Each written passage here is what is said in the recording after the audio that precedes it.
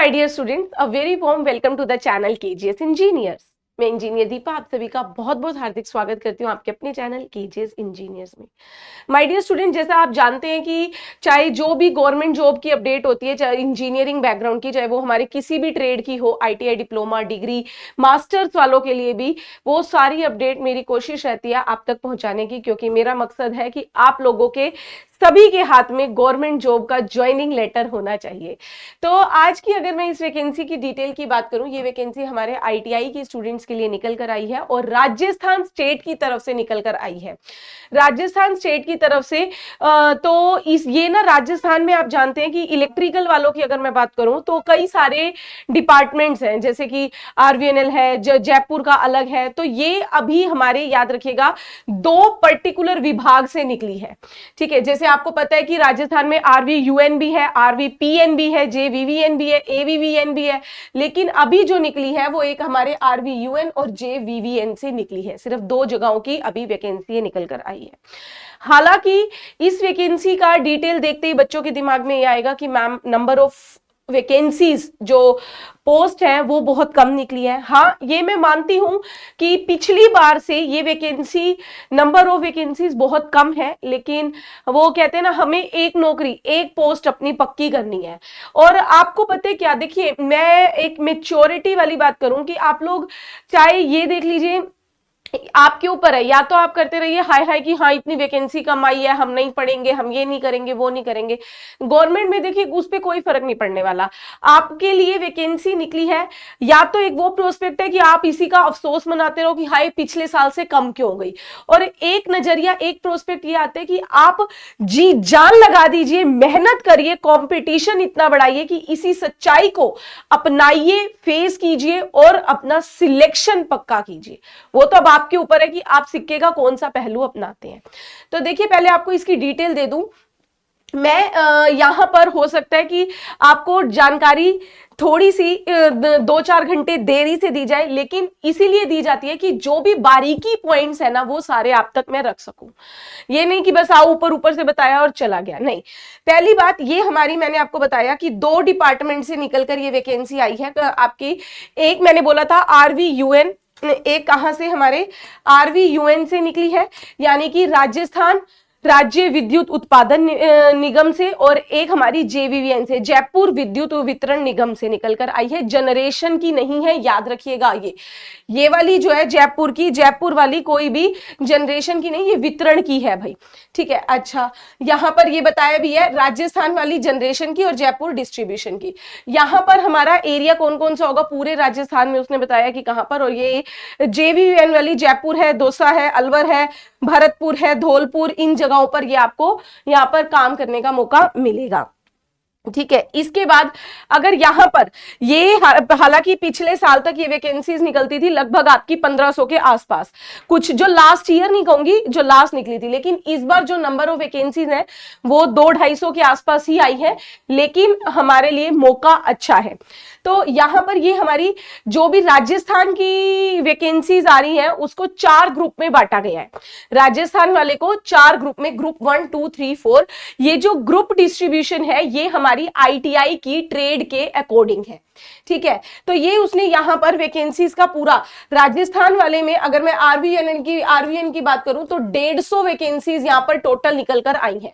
और ये वैकेंसीज जो है हमारी technician operator grade 3, plant attendant grade 3 यानी ITI वालों के लिए। और ये पूरा का पूरा यहां पर उसने डिटेल से आपकी जितनी भी नंबर ऑफ पोस्ट है उनका कैसे कैसे आपकी कास्ट के अकॉर्डिंग डिवीजन है वो भी बताया है। अगर मैं यहां पर बात करूं, ये 150 का डिवीजन है भाई। इसमें सबसे पहले जो है वो ग्रुप 1 हमारे इलेक्ट्रीशियन वालों का है, 60 टोटल वैकेंसीज हैं। उसमें जनरल वालों की 19 है, और उसमें फिर फीमेल का भी reservation, female SC ST window और डिवोर्सी, फीमेल OC विडो और डिवोर्सी, इनके लिए अलग से रिजर्वेशन भी है।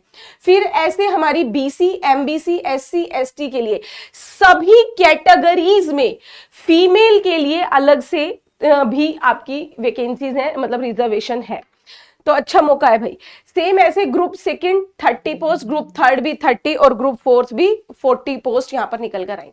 और अगर इसके बाद में बात करूं हमारे जयपुर की तरफ से, जयपुर विद्युत वितरण की तरफ से, यहां पर ऑलमोस्ट 66 वैकेंसीज निकल कर आई हैं।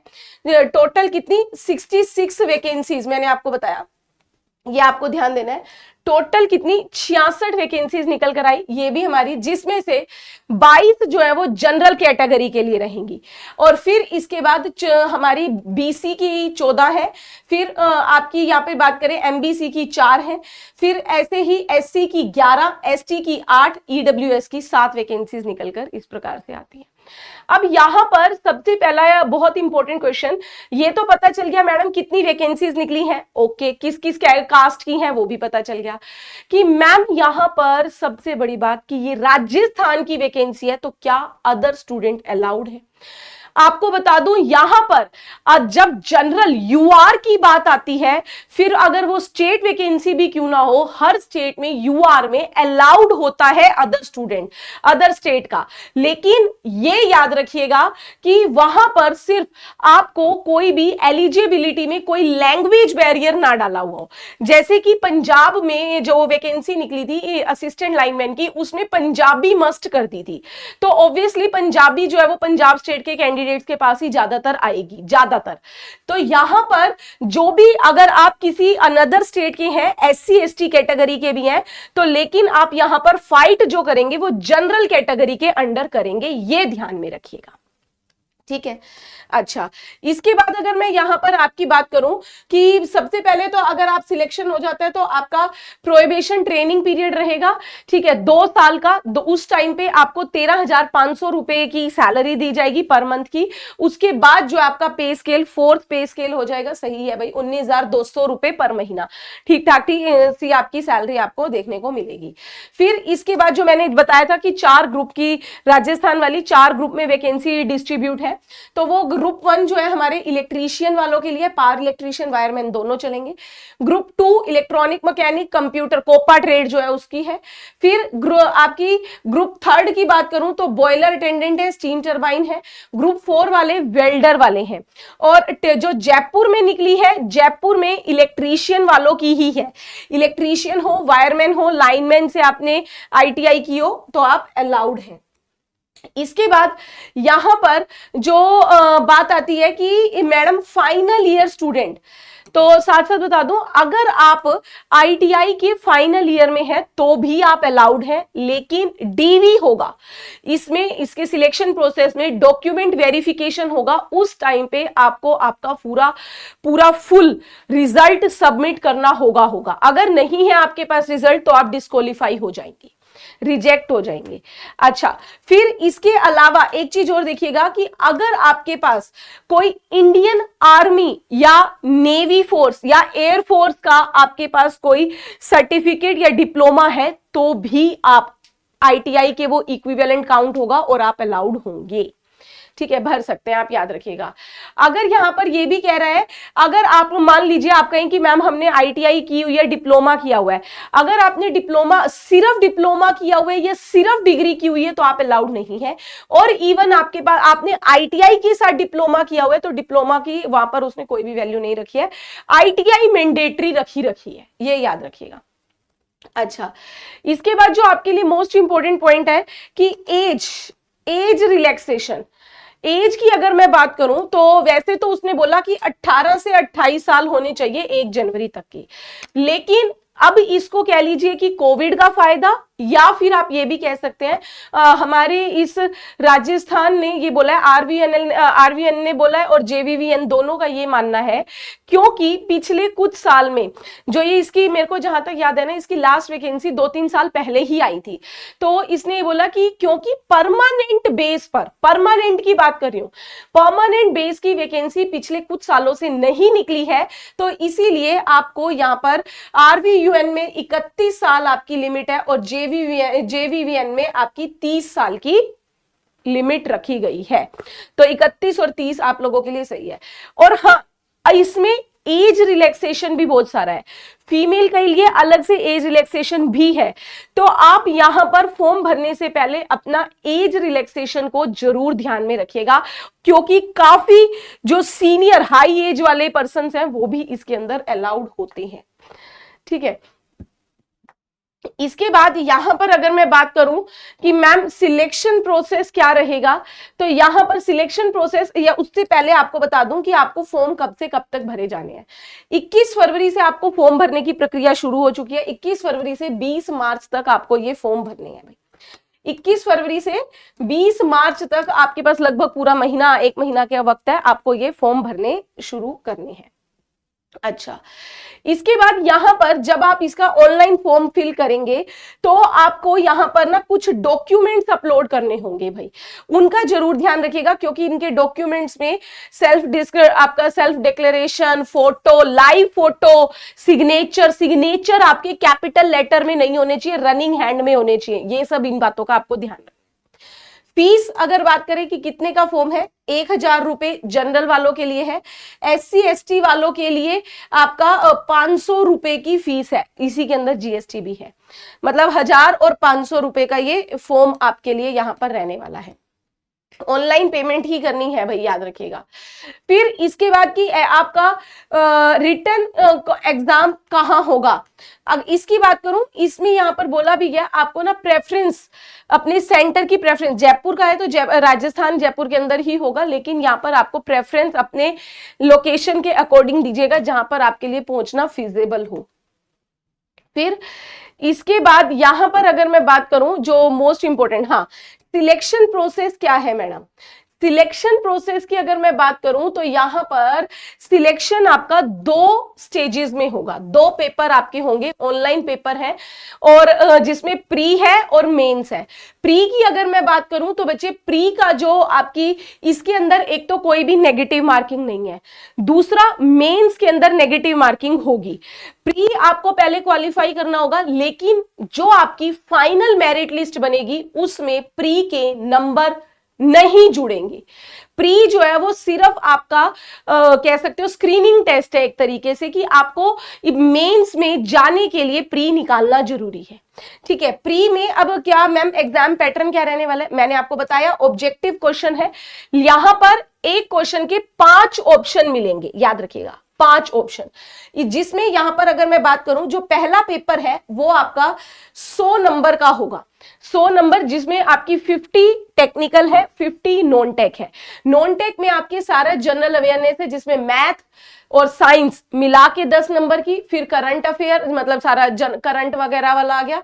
करंट अफेयर यहां पर याद रखिएगा, ये पहले 35 नंबर का जो करंट अफेयर और एग्रीकल्चर, इकोनॉमिक, हिस्ट्री, राजस्थान की हिस्ट्री, ये 35, और इसके साथ साथ इंडिया की हिस्ट्री, वर्ल्ड की हिस्ट्री, वो आपकी 5 नंबर में आनी है।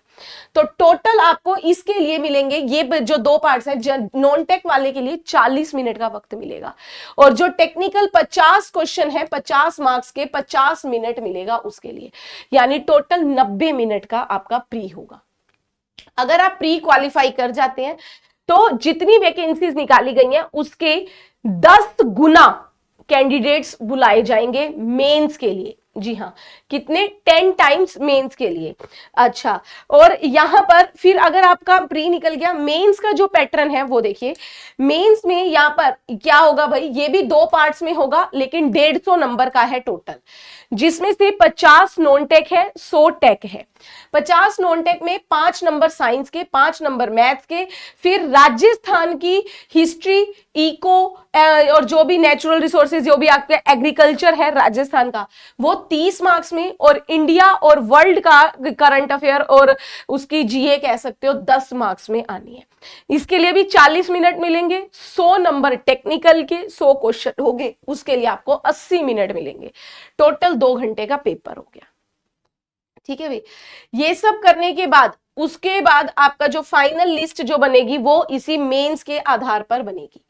इसमें याद रखिएगा कि आपको यहां पर इसके बाद डीवी, इसके बाद जो फाइनल लास्ट है वो आपका डीवी है।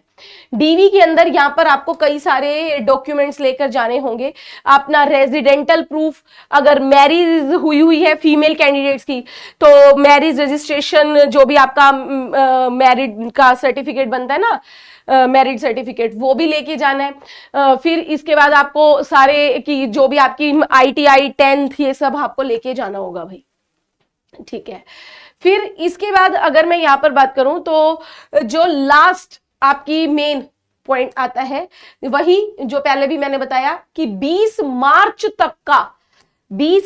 तक का आपके पास टाइम है, भर लीजिए। और एक चीज आपको ये भी बता दूं, आप एक कैंडिडेट्स, अगर आप बोले कि मैम मैं तो RVVNN में भी, मतलब राजस्थान विद्युत वितरण में भी, राजस्थान विद्युत में भी अप्लाई कर सकता हूं और जयपुर वाले में भी कर सकता हूं, आप दोनों के लिए एलिजिबल है। आप वहां पर फॉर्म जब भरेंगे पोस्ट अपनी दोनों डाल सकते हैं, लेकिन एक की आपको प्रेफरेंस देनी होगी, क्योंकि जो इलेक्ट्रीशियन वाले हैं यानी कि राजस्थान का जो ग्रुप 1 है और जयपुर वाले की JVVN की, इन दोनों का पेपर एक कॉमन डे पर होगा, तो आपको प्रेफरेंस देनी होगी।